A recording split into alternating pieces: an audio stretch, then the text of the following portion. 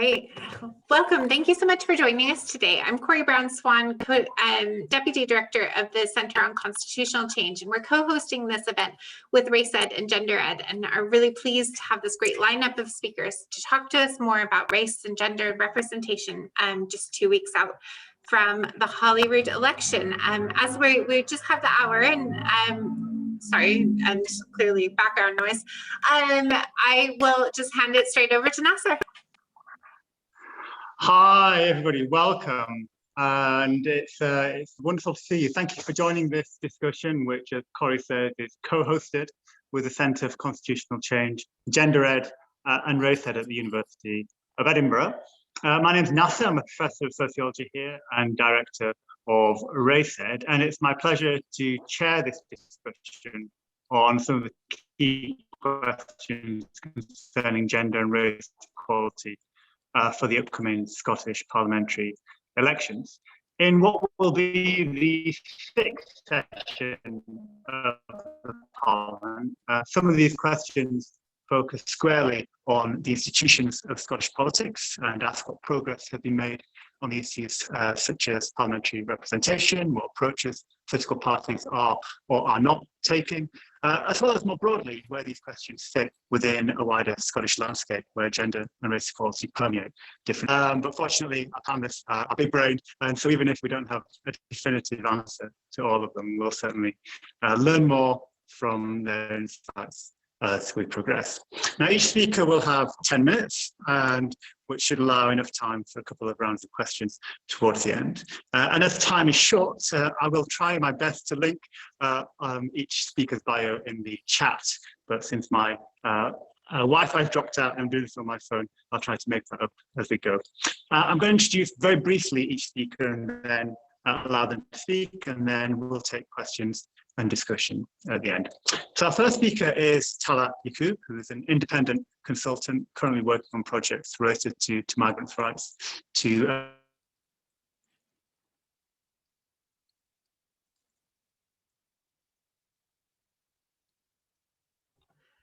So you're cut out there. Should we head let Talat or let Tim start, and then we'll come back to doing a brief round of introductions, or let people introduce themselves, perhaps, as we may have a chair who's permanently frozen. Great. No problem, Corey. Tim, would you like to start? Thank you so much. Yeah, that's fine, Corey. It's just sort of typical, isn't it, that as you're about to start one of these things, the internet goes. So hopefully my connection will be okay for the next hour. Well, thank you, Corey, and Nasar as well, obviously, for the invitation to speak today. I'm going to just spend 10 minutes talking a little bit about representation in Scotland, particularly in the Scottish Parliament, of racial and ethnic minorities. I'm sure, obviously, a lot of our discussion today is going to be on the lack of representation that there is, particularly in the Scottish Parliament, and whether that might change as a result of the Scottish Parliament elections this year, which of course take place on the 6th of May.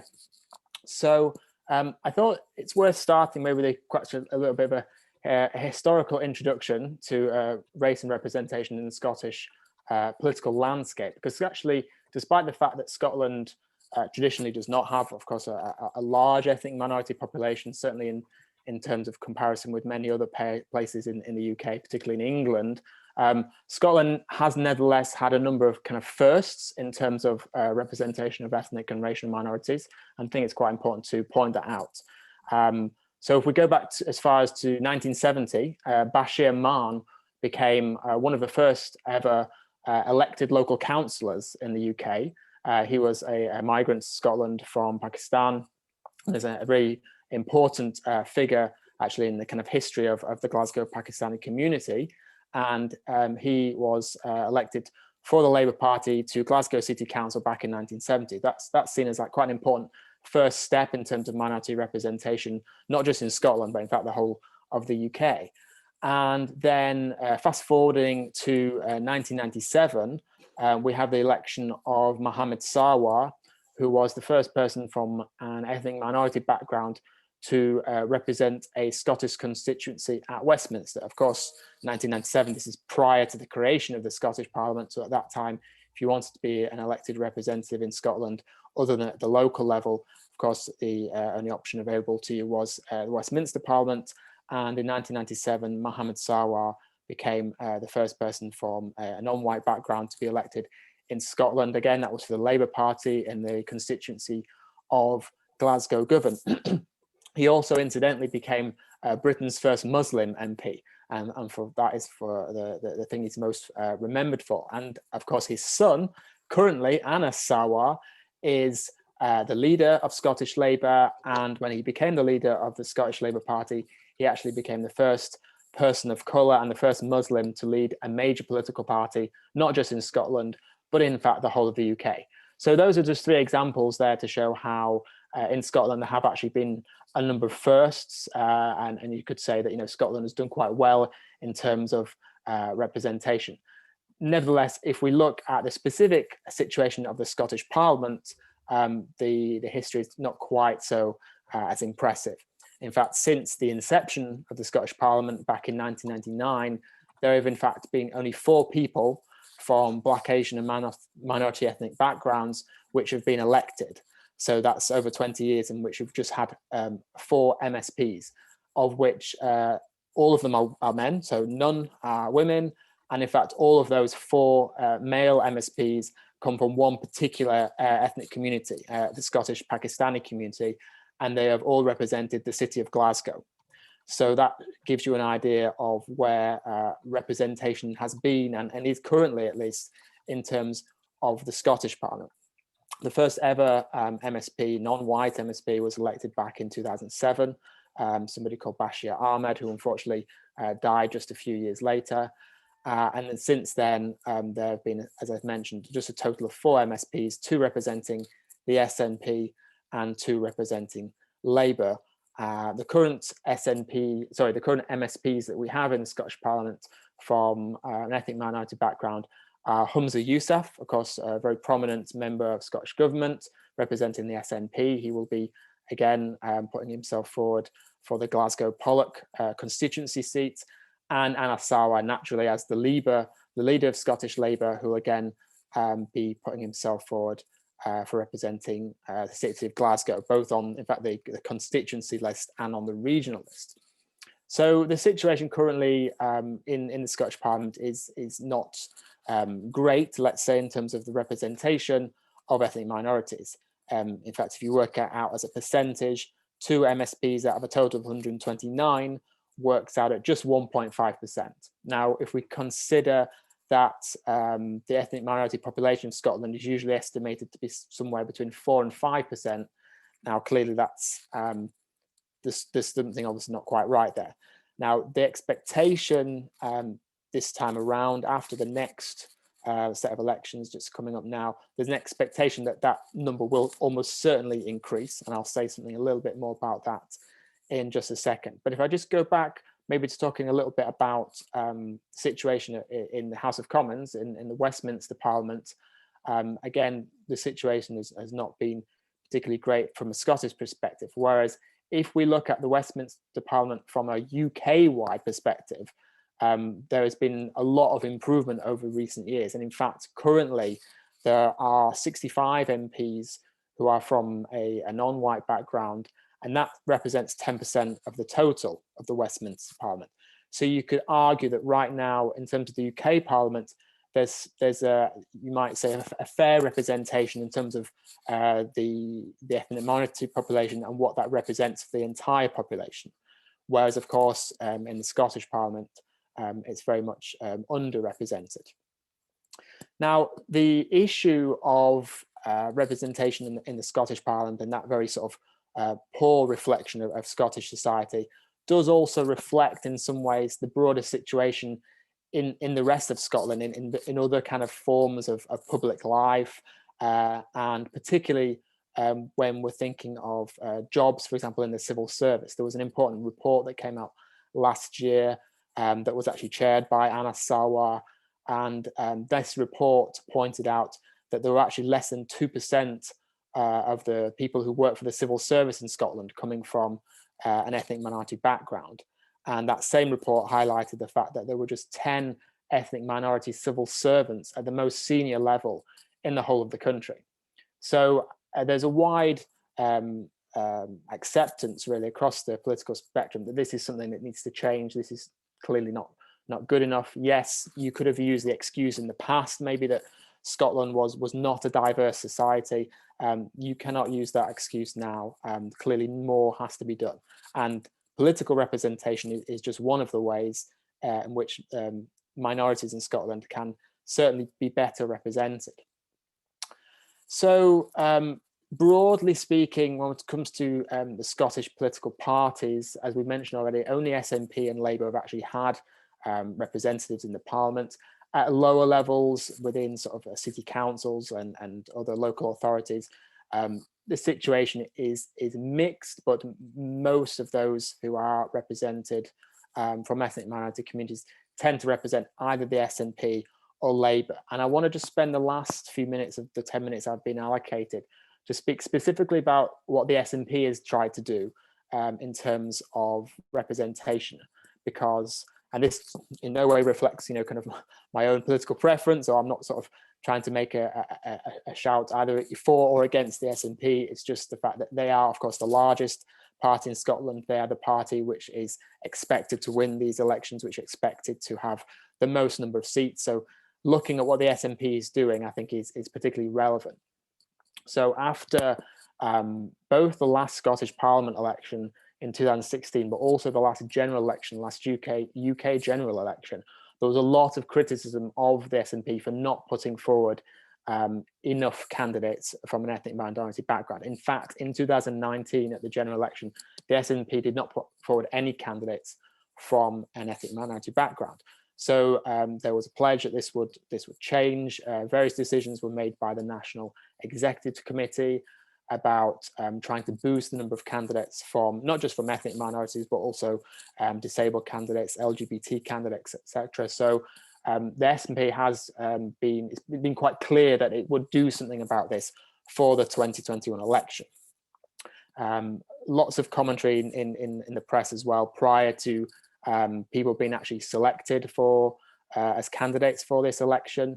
I know in terms of how many people would be selected from minority backgrounds, where they would be placed on the list as well, because of course this is a key factor to remember within the Scottish electoral system. We have this additional member system, which means that you have the constituency MSPs, who are elected under first past the post, and then of course you have the regional list candidates who are elected under proportional representation.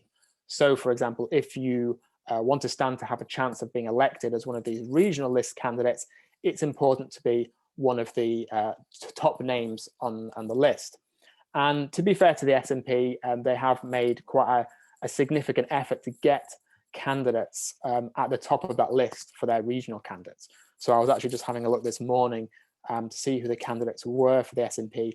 And several of them on the regional lists are, in fact, from an ethnic minority background. So that shows to me a clear sort of will on the part of the SNP to really put these people in positions where not only will there be a candidate, but they will have a good chance of winning. So you have, in fact, I counted 5 candidates who were from an ethnic minority background who are also number 1 on the list for the regional seats. In addition to that, you also have 2 candidates who are constituency candidates for the SNP. That includes Humza Yousaf, but also Cowcab Stewart, who is widely expected to win in Glasgow Kelvin. So I realise I've probably already used up my 10 minutes, so I'll stop there. Thank you so much, Jim. Lovely, wonderful, thank you, and apologies, colleagues, delegates, for the technical problems, but we're back. Wonderful. Can I move to Talat now, please? Talat, the floor is yours if you're ready to go. Thank you, Nasar, and thank you to yourself and Corey for inviting me along to speak today. I have a slightly different take on the SNP's positioning, which I'll come to in a moment. Certainly from my perspective, I've been working on women's representation, and in particular women of colour's representation, for a number of years now. And I'm the co-founder of the Women 50/50 campaign, which Meryl Kenny is also involved in. over the time of the Women 50/50 campaign, we have definitely seen an increase in the level of engagement in doing something about representation. And it is a reflection of the fact that unless noise is made about it, it does not get done. So when, in 1999, when the Scottish Parliament was being formed, the STUC and trade union women and activists and academic women across Scotland pursued a 50/50 campaign. And as a consequence, we had 40% women MSPs. That has reduced to where we are now, which is 37%. So it illustrates that progress isn't linear. And unless there is campaigning, push, a public emphasis on this, it does not take place. Whether we're talking about Black, Asian, minority ethnic representation, women's representation, disabled people's representation, there needs to be investment, and there needs to be a critical public push and like Civic Scotland push on this for it to actually happen. As a consequence, we have seen some progress. Interestingly, the 2016 election saw an increase in the number of women of the SNP, a lot of them citing that they participated in the independence referendum, they became politicized through it, but all of those women were white, and all of the women who were successful were white, despite there being a very large communities of colour engagement in the independence referendum too. So it illustrates that the grassroots activism, the engagement in other political arenas does not translate into representation. And that's largely because of exclusionary structures and systems within political parties and the political culture within itself. In terms of what different political parties have done, we've had the Scottish Labour Party are on over 20 years of doing all-women shortlists. The Greens have zipped their list, which means putting a man-woman down the regional list. Didn't work very well for them. In 2016, produced 5 men and 4 men and 1 woman, I think. As a consequence now, in the Lothian list, for example, it's 3 women who are at the top of the list, 2 of whom are quite likely to be elected. The SNP have done a fair amount of work, but interestingly, despite working on Black, Asian, minority ethnic representation and having a number of candidates stand for selection within their parties for constituency seats, it is only Jacob Stewart and Hamza Yousaf who won a constituency seat.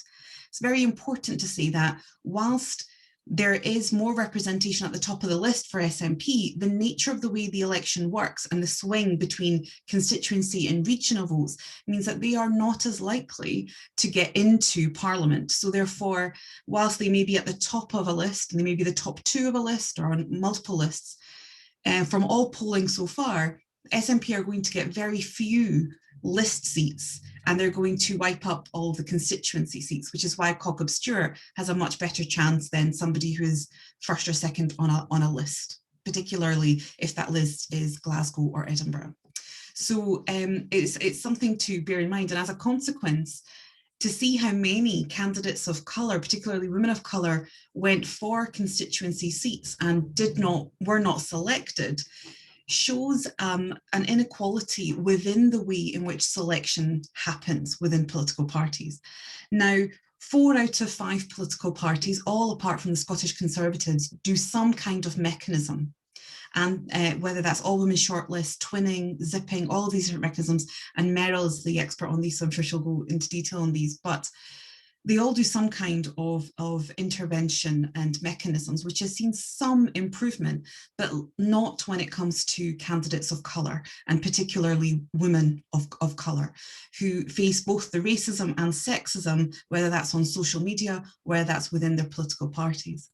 The second issue that political parties have is that, well, I say second, I have a whole list, but the second issue that political parties have is that they are still approaching candidates and participating in communities at election time. It is not sustainable, and it is not workable to approach particularly women of colour and women across the board 4 months out of an election because you realise you need more diverse candidates. This requires engagement in communities day in, day out, regardless of whether there's an election or by-election on the line.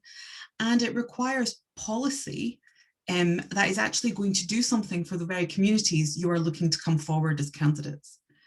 So there needs to be effort put in by political parties that will translate into representation, because they are putting a sustainable, real and not tokenistic engagement process into those communities, those populations in the first place.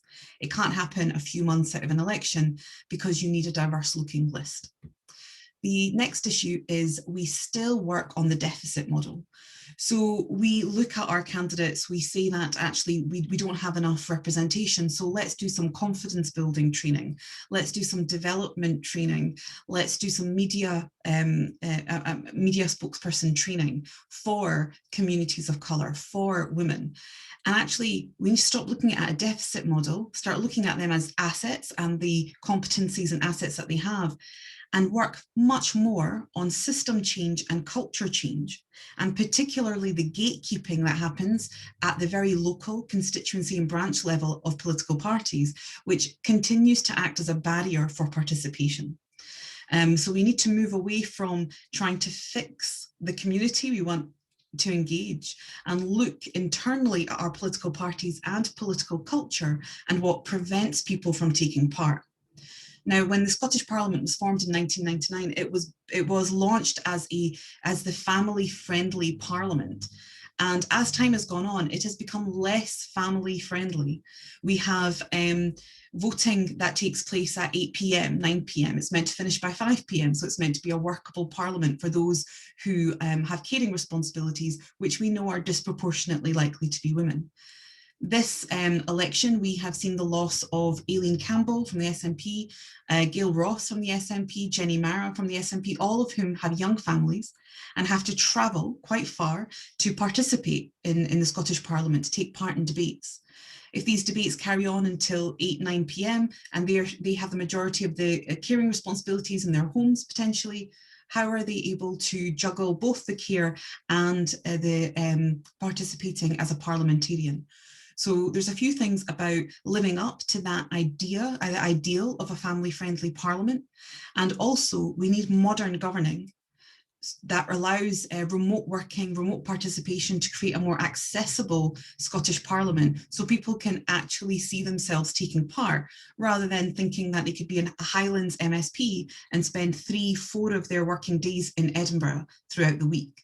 That is not a sustainable, a healthy, well-being focused balance for anybody who wants to be able to participate in politics. So there are a number of things we need to do better. I think we will see the rapid increase of one more person of colour, and it will be the first woman of colour, and that is most likely from polling to be Jacob Stewart, and it will be the first woman of colour to be elected. And whilst representation is one illustration of institutionalized racism, a lack of representation is one illustration of racism and sexism that persists in society. That needs to be challenged, that needs to be tackled. What we need alongside that are feminists and anti-racists elected to Parliament, so that we create radical change in policy, in culture, in society, which means we see representation and we also see policy that makes a difference to those who are furthest away from access to power, position and wealth. Thank you so much, Talat. Can I ask you, Meryl, to pick up from that, please? Meryl Kenny, who's a senior lecturer in gender and politics at the University of Edinburgh. Thank you. Thanks very much, Nasar. My remarks will pick up directly from Talat's, I think, and I focus on gender quotas and political parties in my research. As Talat says, I'm a steering group member of Women 50/50. So I want to kind of step back from Talat's discussion of the election and put it back in terms of trends over time, maybe coming back a little bit to some of the first that Tim highlighted. And I think for those of us who research gender in Scottish politics, there's a puzzle which is that in the aftermath of the independence referendum, you have some commentators proclaiming in the media that Scotland is a feminist paradise. There's a very prominent and feminist female first minister. We've had a string of 50-50 cabinets in recent years, prominent women party leaders, although not in this election per se, and a number of high-profile female ministers dating back to the coalition governments from '99. So I think, as Talat points out, Scotland is in many ways a kind of case of successful feminist constitutional activism. But in other ways, progress has been very uneven. It's stagnated in some respects. And I'm going to focus specifically on descriptive and numerical representation over time, but I think we could talk about substantive representation and kind of policy as well in the discussion maybe. And that draws on work with my colleague Fiona Mackay and also Amelia Belknap, who is here in the audience sending me WhatsApp messages if I get anything wrong. So the equal, as Talat said, the equal representation of men and women was a kind of key galvanizing claim in the run up to the Scottish Parliament, but it was part of this wider set of demands about more open and inclusive politics and policy making. But 20 some years later, the question is whether that call has been realized.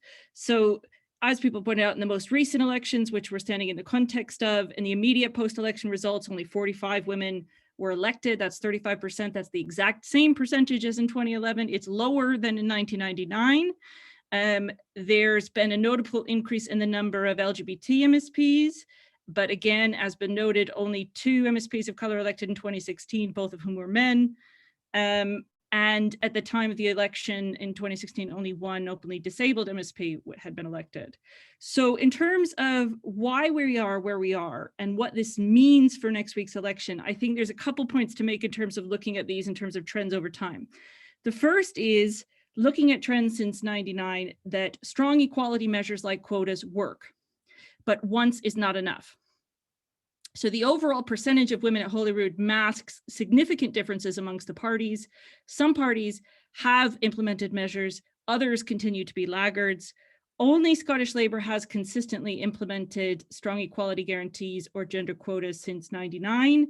The SNP adopted informal measures to promote women's representation in '99, but didn't use formal gender quotas until 2016. Subsequently, that's had a big impact on the overall numbers, as has already been highlighted. But the Scottish Conservatives have remained firmly opposed to the use of quotas. They've argued for softer supply side measures to encourage women to come forward. That's despite having had a prominent woman leader in Ruth Davidson and the improvement in their electoral fortunes, but that hasn't resulted in a corresponding breakthrough for women in the party more broadly. So in the 2016 elections, for example, less than 20% of elected Conservative MSPs were women. And on some regional lists, there were more men named Morris than there were women. That might be true this time around. Amelia and I will have to check the names. But the other point is that the presence of quotas alone is not sufficient to ensure equal representation. And one of the key things that matters is how they are implemented. So the devil is in the detail. And in Scotland and in the UK, more broadly, the main obstacle to equal representation, as Talat highlighted, is party demand, not candidate supply. And in research we've done at the university since devolution has pointed to the ways in which equality measures have been inconsistently applied, unevenly enforced in some parties, with, for example, women placed in lower positions on party lists or less likely to contest safe or winnable constituency seats in some elections. And that's, I think, as Tim said, particularly important for small parties who are only likely to win 1 or 2 seats in particular regions, if at all. And it's often assumed that proportional representation systems are a big facilitator of women's representation. That's a consistent finding comparatively, but it's not a guarantee. And it's worth noting that the general trend over time in Scottish Parliament elections, with some exceptions, has been that more women have been elected through the first past the post constituency seats rather than the proportional regional lists. And that's due largely to the use of gender quotas by Scottish Labour and subsequently the SNP in constituency seat contests. And it looks like, and I don't make election predictions anymore, but it is possible that these trends will play out similarly in 2021. Raw numbers of women candidates overall are up, just under 40% overall, but there are again variations, big variations across parties, particularly the Conservatives, which lag behind the other parties, and that will dampen overall numbers. Only one woman tops the regional list for the Scottish Tories, and that's Annie Wells in Glasgow. If, and I'm prefacing everything with ifs here, if a record number of women are elected, it will likely still be short of parity, and it will again likely be the result of women coming through the constituencies for the most part, where you can again see the impact of quota measures, with all women shortlists, for example, being used in some seats where sitting MSPs are retiring. And there are a large number of MSPs not standing in 2021, around 34 or so, a good proportion of which are 99ers, right? MSPs elected for the first time in 99. But again, within those numbers, inequalities persist. And as Talat points out, if more women are elected through the constituencies, they will be largely white women. Across the biggest parties, there are around 10 women of color standing, the majority of whom belong to the SNP, some of whom also top the SNP's regional lists, as Talat discussed. So that raises some wider issues. And I just want to, I think it dovetails nicely with Talat's, but thinking about room for discussion, I want to suggest a few ways forward in the last few minutes of my time. So the first thing is 11 years on from the Equality Act, we need the UK government to enact Section 106 of the Equality Act, which requires political parties to publish diversity data on candidates standing in elections to the House of Commons, Scottish Parliament, and Welsh Assembly. We need transparent and intersectional data to hold parties accountable. The second thing is that it's clear that leaving things in the hands of parties is not enough. And the call that we've been making as academics alongside feminist civil society organizations and campaigns like Women 50/50 for decades now is to follow the evidence and consider introducing legal gender quotas, which would apply to all parties and which would require equalities law to be devolved to Holyrood. So gender has often been left to one side in wider debates over constitutional arrangements and powers in Scotland and the UK, and it needs to be center stage. The third thing I want to say, and this will be the last thing, is that Scottish parties could think more creatively about quota design, learning lessons from elsewhere. So, for example, the implementation of zipping in Scottish Labour, which is again where you alternate male and female candidates, attracted some controversy because even in selections where women candidates won the most votes, they were zipped down the list in favor of men to ensure alternation. Maddie Kirkman, for example, wrote a blog about this, where she talked about how she was zipped from 3rd place to 4th on the Lothian list in favor of a man who came in 5th in the overall votes. And there's lots of examples of how to do this differently. And I think we have to ask ourselves the question of whether parity becomes a ceiling and what the goal is here. So the German Greens, for example, have a system where all odd number places go to women. So that's the number 1 place in particular, which is of course the most important one, but women can also contest the even numbered places alongside men. The other thing to think about is how different equality measures work alongside each other. So work by gender quotas expert Melanie Hughes, for example, finds that when quota policies for different groups are standalone. So when, for example, a party might have a gender quota policy, and then over here it has a quota for ethnic minority candidates, right? It tends to be the case that gender quotas benefit majority women and minority quotas benefit minority men. So what she finds though is when countries have what she calls tandem or nested quotas. So an example would be like a country like Bolivia, which has, for example, quotas in the form of reserved seats for indigenous peoples, but those quotas must also reflect gender parity. So they're nested within each other. She finds that these kinds of combined policies, you often get higher levels of minority women's representation. So I think we need to look more at the intersectional effects of different kinds of equality measures within parties and positive action policies and think more creatively about design. So there's a lot more to say here, but I'll stop here, I think, and leave the rest for other speakers and for discussion. Thank you. Wonderful. Thank you so much, Meryl. Jatin, can I invite you to pick up the conversation from there, maybe pivot back to some of the societal and broader inequality in which some of the questions about representation, parliamentary presence are couched. Thank you. Thanks, Nasar. Thanks for being right to speak. So I'm Jatin Haria from the Coalition for Racial Equality and Rights. We're an anti-racist social policy charity, and a lot of our work relates to Scottish Government and the Scottish Parliament. So issues concerning race and Scottish politics is clearly of importance to us. So I'll try and do what you said, Nasar, but obviously the seminar is based on representation, and fair and equal representation is very important, as people have been saying.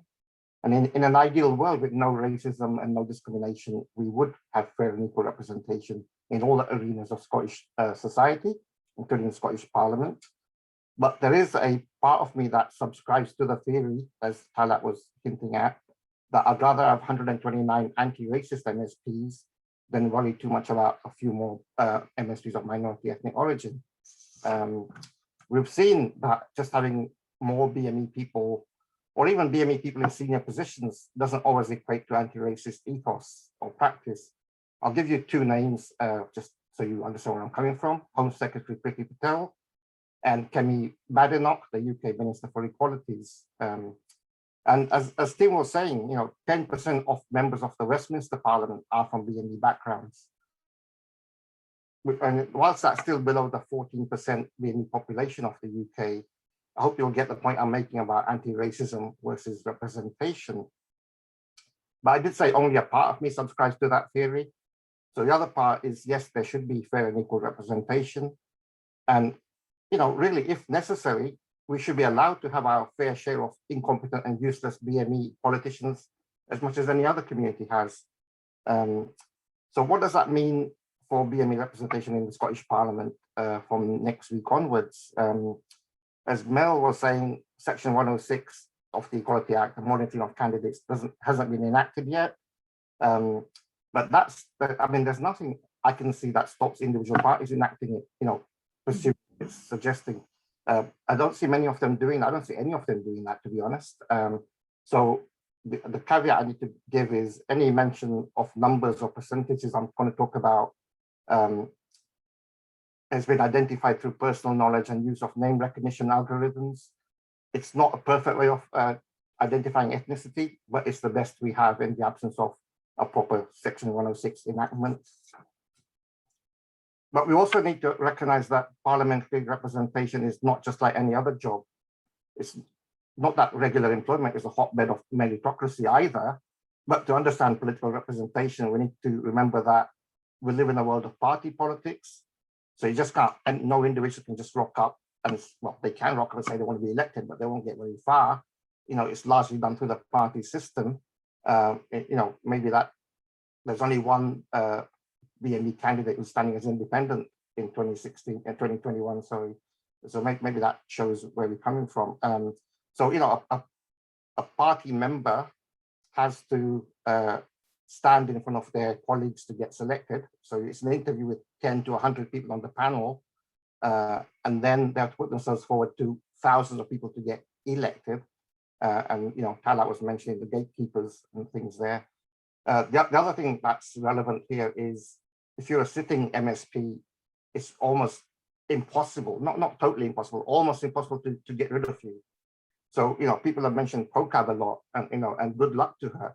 But if Sandra White hadn't been standing down, there's no way she'd have got selected. So in a sense, it's a bit of luck rather than anything else for her.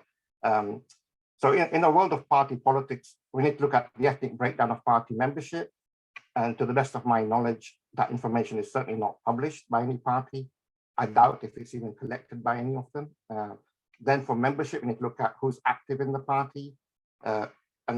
That's all based on the assumption if you join a party, you get active in its affairs, hopefully you'll have an equal chance of being selected as a candidate. If only it was that simple, but we don't have time to go into that just now.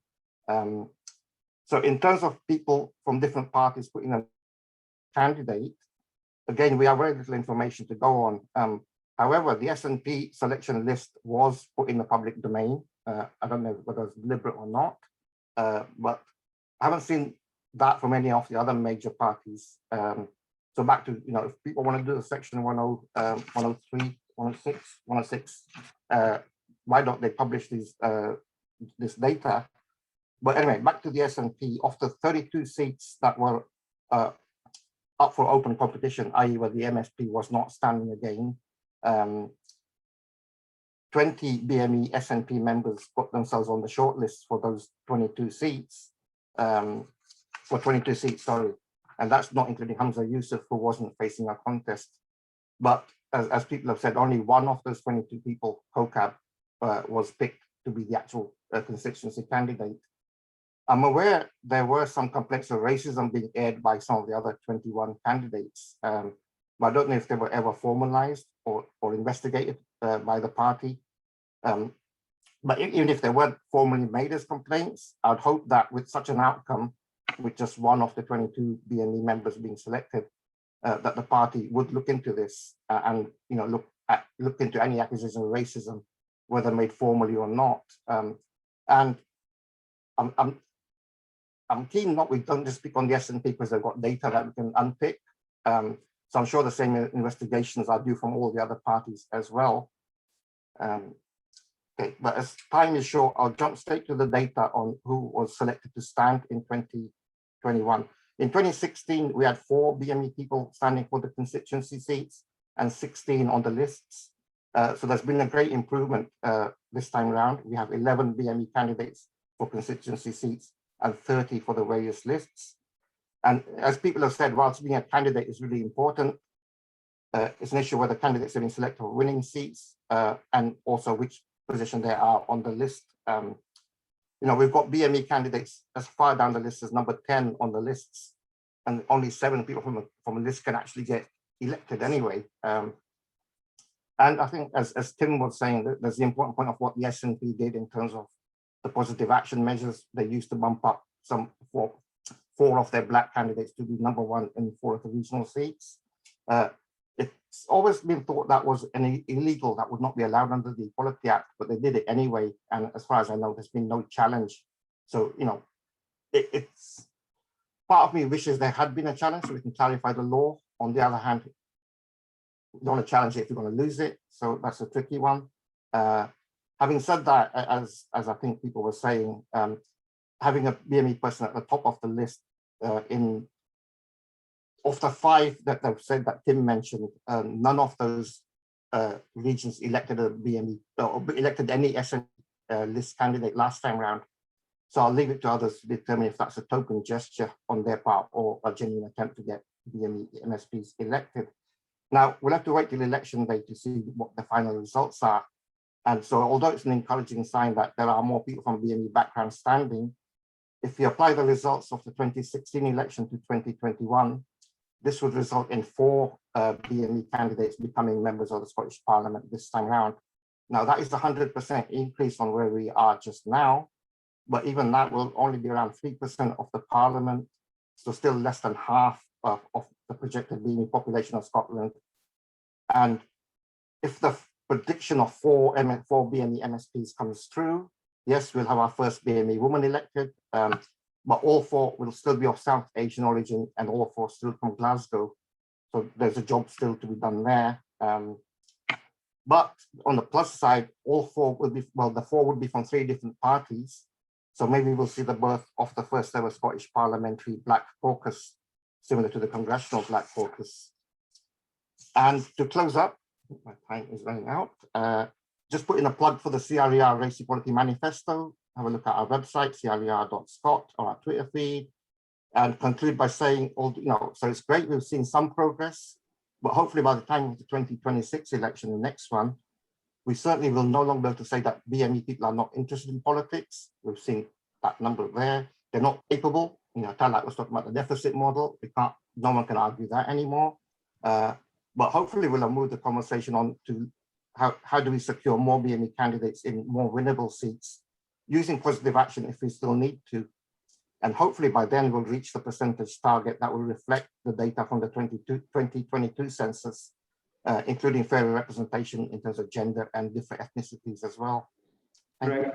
Wonderful. Thank you so much, Jatin. And delegates can see that your bios are pasted in the chat alongside links to your web pages as well. So a couple of questions coming in. We don't have a huge amount of time, so possibly some quick turnarounds. But from Fiona Robertson, straight to the point about the SNP and an assessment, I suppose, about its equality mechanisms, especially for the regional lists. I'm going to offer a couple of others as well that have come in at the same time. There's one about demographics and the relationship between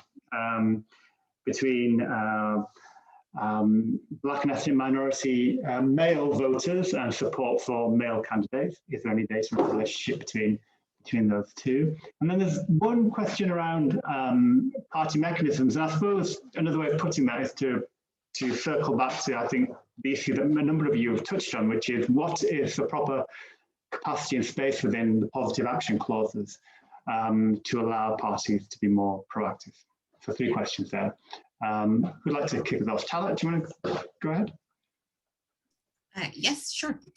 So on the first questions about the SNP equalities mechanisms, I've already made the point of, and Jatin has already said this, it is clear from polling that it's very likely that SNP are going to get the vast majority of constituency seats and very few on the list. And that is the nature of how Scottish Parliament election processes work. As a consequence, only having Humza Yousaf plus 1 woman of colour, Jacob Stewart, will be the reflection of who are successful.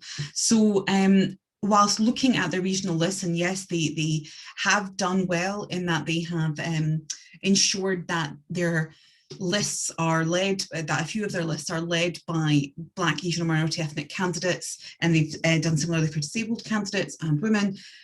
Where they need to start taking more action is on constituency seats and winnable constituency seats. There was an opportunity here, given the number of candidates, number of MSPs who were retiring, which were very safe seats. There was an opportunity, in my view, to do more and make some of those seats all women shortlist, make some of those seats Black, Asian, minority ethnic specific. If that had been done, I think there would be a higher proportion of candidates of colour MSPs of colour that would be elected coming in 2 weeks' time. The second question, I think, was about demographics. We don't have data on who's voting how, nor should we have generally, but we do have indications in terms of where there's a higher proportion of Black, Asian, minority ethnic communities, there's a higher chance of Black, Asian, minority ethnic candidate and them being elected. That's no surprise, given that there is perhaps connection to community, that those who they feel represent them and understand their values, their backgrounds, their cultures are more likely to elect them too.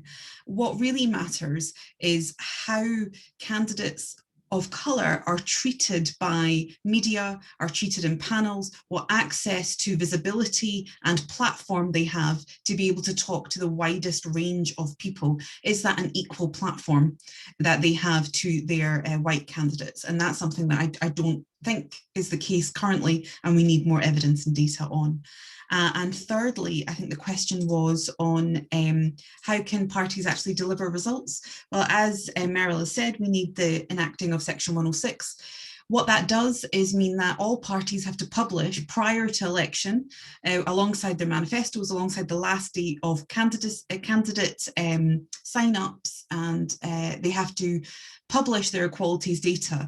The reason this hasn't happened so far is because the outcomes would be embarrassing for political parties, particularly the political party that is currently in the UK government. So it is clear that by doing that, we would put pressure on political parties to do better. So I think that's one measure that can be taken. Thank you so much, Talat. Tim and Meryl, did you want to come in on some of the pol-sci features of this? I mean, Tim, your work on thinking about ethnic vote, quote unquote, and Meryl, circling back to some of the party political mechanisms that you've worked on. Yeah, no, I'm happy to just maybe pick up on a couple of points that Talat made. So, I mean, I think Talat made the really important point, which is that the SNP, in some ways, have wasted a really good opportunity to guarantee better representation by putting people in those real safe constituency seats. Now, obviously, in my sort of presentation, I alluded to the fact that yes, there are a lot of candidates, and it's positive. You could say that they are lead candidates on the regional list, so they're not just kind of somewhere 5-6 places down with absolutely no chance.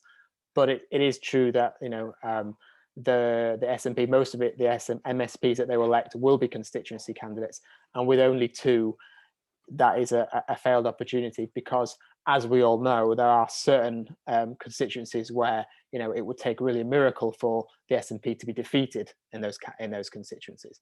To pick up the point about to what extent people vote, people vote for ethnic minority candidates if they are in a constituency which has a large population from an ethnic minority background. I mean, that's the kind of the logic that's certainly been applied in the rest of UK politics for a long time.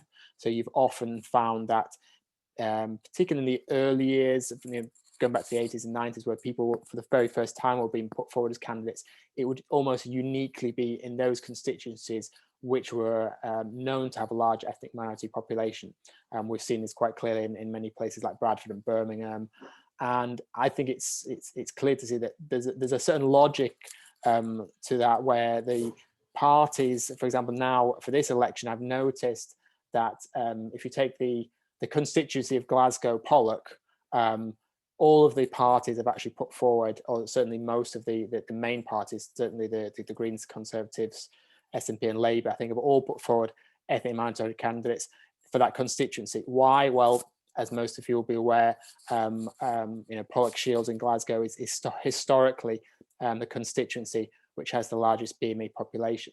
But there again, you could say that, well, parties should not be looking to simply put forward BME candidates in constituencies such as Glasgow Pollock. Why can't they be put in other constituencies?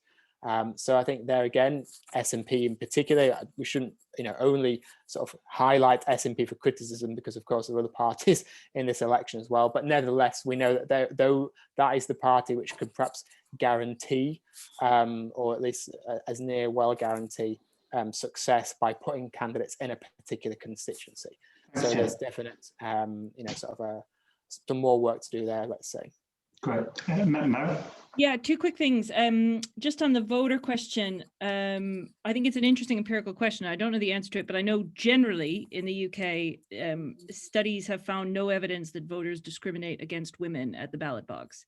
And they've also found no evidence that voters discriminate against quota women, or that they can even tell who's a quota woman and who's not a quota woman, or that most MSPs or MPs can tell who's a quota woman and not a quota woman. So I think that's a general finding, and that's held over time. On the what parties can do, I think this is why we need to get to the point to be talking about not what parties do, but what all parties are required to do. So we need to start talking about statutory legal gender quotas. And one of the reasons for that, in addition to the stuff we've already discussed, is because then you can start talking about enforcement. And so in countries that have legal gender quotas, some people take a carrot approach, where, for example, there's a financial incentive for selecting more women, but most take a kind of more stick approach, which is, so for example, in Ireland, if you don't meet the quota threshold, parties lose half of their public funding, which is a pretty big stick. And in Spain, for example, if you don't follow the quota law, lists are disqualified. You cannot run candidates if you don't follow the quota law. So I think what we see when we leave mechanisms up to parties is not only is there huge variation, but there's inconsistent enforcement in how measures are applied in particular seats, as Talat says, or on particular lists, and that a legal quota allows for an actual meaningful quota law with some teeth to it. Yeah. Thanks, Meryl. Jatin, rather than take those questions to you, can I take the question to you, which is also in the chat, which is about the role of education here, and not specifically in a generalized sense, but in a very particular one, insofar as the work that CRER has done, and amongst other things, has been about alerting the Scottish public to a wider story of racial inequality through stories about imperialism, colonialism, and so on. Do you think that has a role to play in a general kind of educative sense in terms of trying to address issues of representation today, or is that too far away from the problem at hand? Well, it has a role to play in educating against racism per se, but the people at the top of these parties making these decisions don't need that additional education to stop doing what they're doing right now. So it's a double thing, educate the kids, definitely. Let's, lessen racism in the country. But if the parties are engaged in this practice at that level that they are, it's not an education thing. It's a deliberate act on their part. It's a systemic act that they're playing into. Can I just spend a moment? Please. On the first question about the sort of women. So the three women at the top of the SNP lists all stood for constituencies as well, but didn't get selected. You know, if they're good enough to be number one on the list, why are they not good enough to be constituency representatives? And, you know, interesting to note that Tories have got the most number of BME constituency reps, 4 of them this time around. And on the male dynamic there, I think that happens at selection rather than at election. So I think that is a factor, sexism in selections for lots of different reasons. And as I said on the section 106, don't wait for the UK to pass a law about it. They're not going to do it. The parties could put in those mechanisms themselves tomorrow. Right. Thank you. So, I mean, that's the point then about what can be done within the parameters of, I guess, positive action now, rather than requiring new legislation to take the agenda forward. Sorry, Jatin. My great idea there, you limit the number of terms an MSP can serve to 3 or 4. So there's a churn of rotation. Otherwise, you've got people who are there for life. That's one solution I would throw in there. Yeah. Well, I mean, that takes me to the final kind of wrap-up questions, which were, what would be your recommendations going forward? So we've heard outlined in detail some of the technical measures that parties can undertake now. We've had some conversation about some of the, I guess, discursive features of this. Is there anything missing that you think ought to be a priority that political parties, if they haven't done this time around, should be doing in future elections? Meryl, can I start with you this time, please?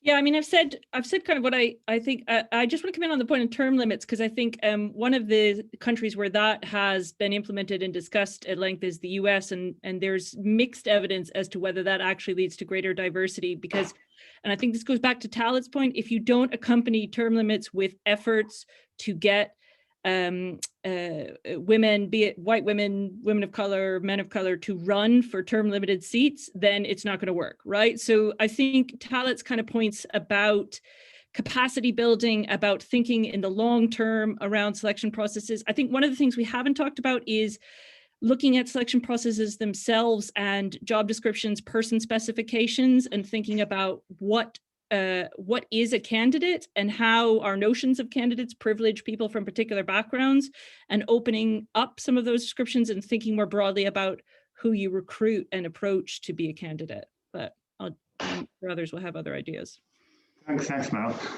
Talat, I think that was an invitation to you. So, of course, agree with what Meryl said there. I believe that we need legislative candidate quotas. Of course, I'm going to say that. I think that we need, there has to be effort by political parties. And I think there needs, I would like to see publication and public data on how much investment is put in by each political party into the communities that they espouse to represent.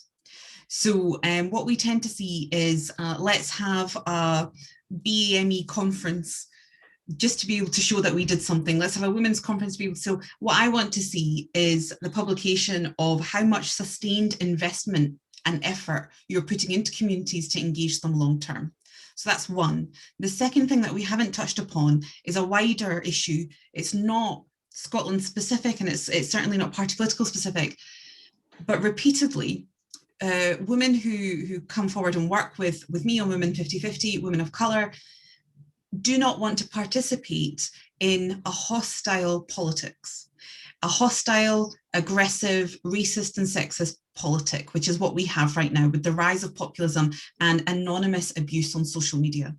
Until there is genuine effort done on an international scale of regulation on social media, tackling hate online and the spread of misinformation, we will have fewer people from diverse communities coming forward because they are more likely to be targets of that very movement. Thank you. Talat. Tim, final thoughts from you? Yeah, so I mean, obviously, would definitely join Talat on that point about social media. I mean, it's as we all know, it's so toxic. It's not exactly encouraging for people, particularly whether it's women or from minority backgrounds to kind of put themselves forward. But I think generally my point would be about, I mean, having sort of quotas and things like this is really important, but political parties just more generally to think about these things, all year round and every year, not simply a couple of months before an election. I think, Jatin referred to this as well, the fact that, political parties seem to come to this a few months before the election. Oh, hang on, how do we, get more representation? It's a very rushed, it's, how do we get past this kind of tokenistic approach and just say, well, actually, this is something we need to be engaging in and thinking about all year round. It's not just about, candidates, it's about how do we get more people to even just join political parties, how do we engage more with people. So I think that would be my main message, is that, political parties need to think of these issues, whether we're talking about gender or race, all year round, and not just with the kind of an electoral mindset and just only thinking about these things just a couple of months out from an election. Great, thanks, Tim. Jatin. Yeah, I mean, the third thing was just to open up more vacancies, because otherwise, they hog them.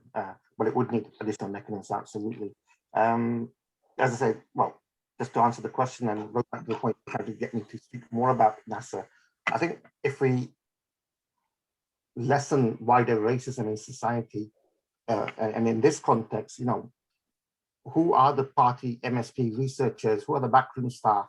Is there are they all white teams? Because a lot of politicians come from that background. So if we can open that up, that might open up a few more people standing. People can see that, BME people are as competent as anybody else and can be candidates, can be members of Scottish Parliament. So there's a wider race, eliminating racism issue involved in all of that. Wonderful.